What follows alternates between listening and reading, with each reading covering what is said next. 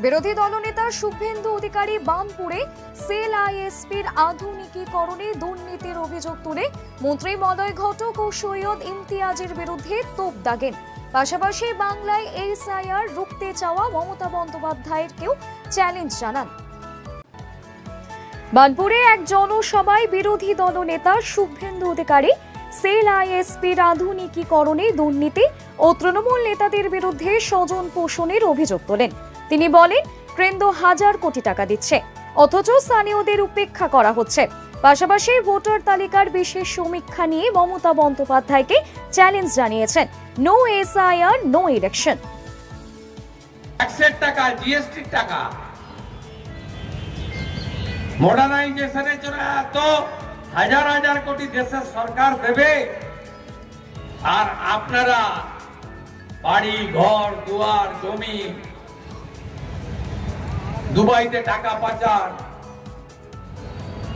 এসব করবেন। দুটো একসঙ্গে চলতে পারে না। তাই ভরসা বিশ্বাস রাখবেন। আজ 26-এ তাড়াবেন তো নাকি? এদের তাড়াবেন তো? মমতা ব্যানার্জি আজকে উত্তরবঙ্গে কালকে গেছিলেন, তো অনেক ছবি ছাড়ছেন তিনি নাকি নেপাল নিয়ে উদ্বুদ্ধ হন। আরে আপনার না ভাবলেও হবে, দেশে শক্তিশালী প্রধানমন্ত্রী আছে নরেন্দ্র মোদী, পররাষ্ট্রমন্ত্রী আছে S Jaishankar, national security adviser আছে অজিত দোভাল। আদা ব্যাপারীর জাহাজের খবর না রাখলেও চলবে। এইসব ড্রামাবাজি চটি চাটা মিডিয়াকে দিয়ে করে কোনো লাভ হবে না। ওখানে বলেছেন আমি এসআইআর করতে দেব না। আমি বিরোধী দলনেতা, আপনাকে হারিয়েছি 21-এ। আপনি লিডার অফ দ্য হাউস, আমি লিডার অফ দ্য অপোজিশন। আপনি এসআইআর আটকাতে পারবেন? পারবেন? এসআইআর কি নতুন? এসআইআর মানে তো জানেন আপনারা, আমাদের বিশেষ নিবিড় সংশোধন হবে ভোটার লিস্টে। নাকি প্রথমবার হচ্ছে না? 2002-এ হয়েছিল, 26 লক্ষ নাম বাদ গেছিল। আপনি কি বলেছেন ওখানে উত্তরবঙ্গে জলপাইগুড়িতে 3 বছর লাগে,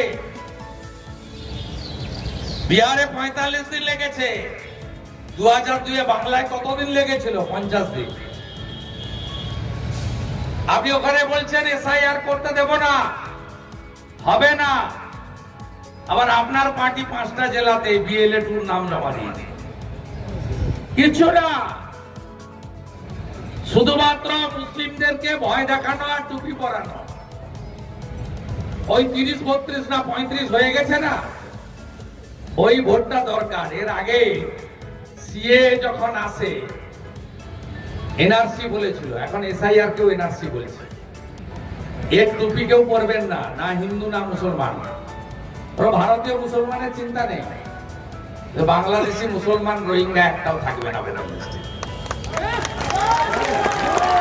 বাংলাদেশ থেকে হিন্দুরা নাম থাকবে, কারণ তারা শরণার্থী, ধর্মীয় উৎপীড়নের কারণে এসেছে। আর বাংলাদেশ থেকে আসা, অবৈধভাবে আসা, খালা মমতা ব্যানার্জি 550 কিলোমিটার জমি দেয়নি, বেড়া নাই, খোলা, যে বাড়ছে ঢুকছে। আসানসোল, রানীগঞ্জ এই এলাকা আগে এত ছিল,